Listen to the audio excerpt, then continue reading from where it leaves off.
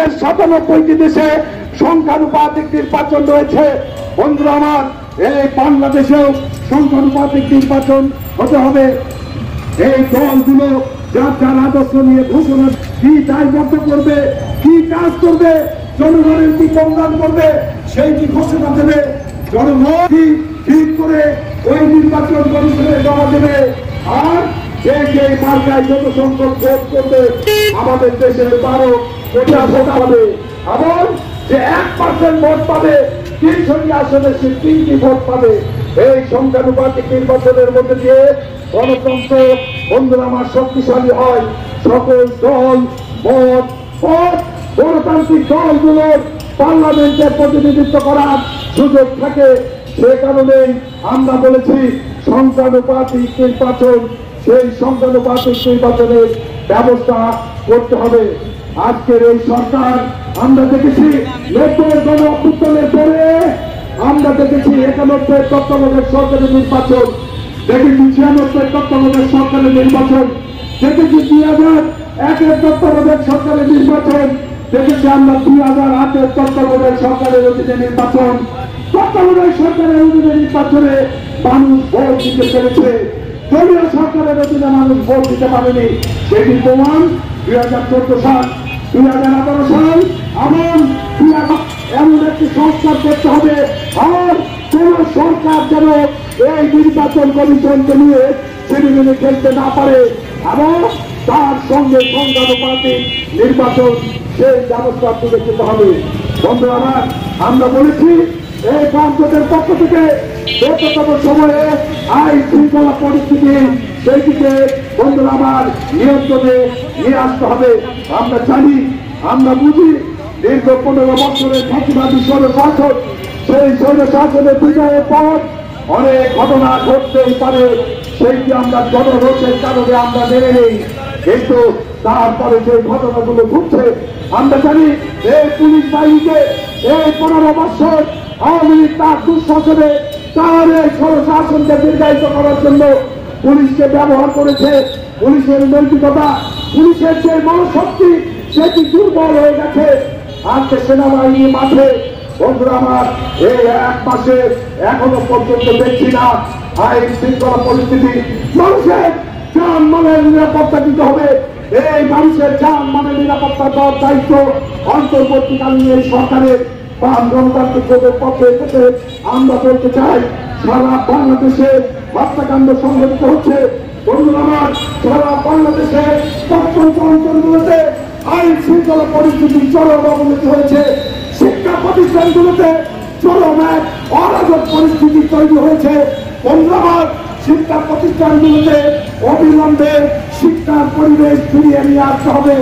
আর পাঠ এবং রোড এই গ্রামে এই চাঁদাবাজি হচ্ছে, সেই চাঁদাবাজিগুলোকে নিয়ন্ত্রণ করতে হবে। বন্ধু আমার, দীর্ঘ 15 বছরের এই আওয়ামী দুঃশাসন ফাঁসিবাদী শাসনে পরিবর্তন হয়েছে, কিন্তু এই সকল চাঁদাবাজ, এই সকল সিন্ডিকেট সেখানে নতুন লোকজন চেপে বসেছে। তার নিয়ন্ত্রণ করতে হবে এই অন্তর্বর্তীকালীন সরকারকে। আমরা অন্তর্বর্তীকালীন সরকারের প্রতি পূর্ণ আস্থা আমরা দেখেছি, আমরা রাখতে চাই, এবং অন্তর্বর্তী সরকারকে দ্রুততম সময়ে সরকারের কাজগুলো করে আইন শৃঙ্খলা পরিস্থিতিকে নিয়ন্ত্রণে নিয়ে আসে অতি দ্রুত। বন্ধু আমার, এই রাষ্ট্রের জনগণের হাতে ক্ষমতা, তার প্রতিনিধিত্বের কাছে ক্ষমতা হস্তান্তর করে চলে যেতে হবে। পাঁচজন আমরা সতর্ক করতে চাই, এই সরকারের যদি কোনো ভিন্ন কোনো এজেন্ডা থাকে, সেই পার্টি করে এই ক্ষমতাকে প্রলম্বিত করার চেষ্টা থাকে, যদি অন্য কোনো ষড়যন্ত্র থাকে, সেইটি বাংলাদেশের জনগণ মেনে নেবে না। নিঃসন্দেহে এই আওয়ামী লীগের 16 বছরের ঘাঁটি দুঃশাসন, সেই দুঃশাসনকে আজকে সংস্কার করতে হবে। আজকে দেশের রাষ্ট্র ব্যবস্থায় সংস্কার করতে হবে, তার কিছু সময় লাগবে। আমরা দেশের গণতান্ত্রিক রাজনৈতিক দলগুলো সেই সংস্কারের সময় অন্তর্বর্তী সরকারকে দিতে চাই, কিন্তু এই বাংলাদেশে ভিন্ন কোন এজেন্ডা, মুক্তিযুদ্ধের বিরুদ্ধে কিংবা সাম্রাজ্যবাদ এই বাংলাদেশের মাটিতে চেপে বসবে। সাম্রাজ্যবাদ, আমেরিকা, যে মুক্তিযুদ্ধের বিরোধিতা করেছিল, এই বাংলাদেশে সাম্রাজ্যবাদের কাজে বসে কোন এজেন্ডা বাস্তবায়ন করবেন, ক্ষমতাকে দীর্ঘায়িত প্রলম্বিত করবেন বাম গণতান্ত্রিক জোট, আমরা তা মেনে নেব না।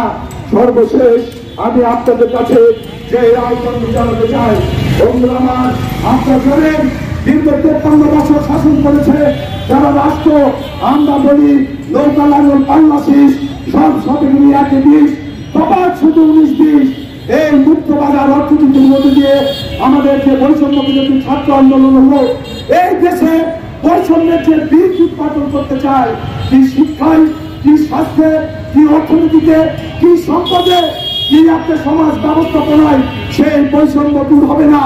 এই মুক্ত বাজার অর্থনৈতিক ব্যবস্থার মূলোৎপাদন করতে হবে। দেশের সাম্য, মানবিক মর্যাদা, আমাদের মানুষের বসবাস উপযোগী একটি দেশ যদি তৈরি করতে হয়, এই বৈষম্যকে যদি উৎপাদন করতে হয়, বাম বিকল্প শক্তি, বাম গণতান্ত্রিক জোট, কৃষক, শ্রমিক, মেরুতি মানুষের দল ছাড়া কোন উপায় নেই। সেই কারণে আসুন বন্ধুরা আমার, এই অন্তর্বর্তী সরকার যে সংস্কার করবে, সেই সংস্কারের মধ্যে দিয়ে আমরা নরম মেধায় আমাদের রাজনৈতিক সংস্কার আমরা গড়ে তুলি। আসুন আমরা এই দেশে মুক্তিযুদ্ধের পক্ষে দেশের কৃষক, শ্রমিক, মেরুতি মানুষের একটি বৈষম্যহীন সমাজ প্রতিষ্ঠা করতে পারবে, এরকম একটি রাজনৈতিক শক্তিকে আমরা দেখে নিই। আর সেই রাজনৈতিক শক্তি হচ্ছে বাম গণতান্ত্রিক জোট।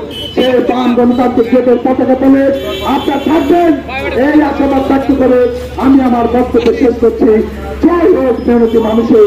সকলকে ধন্যবাদ, সকলকে ধন্যবাদ।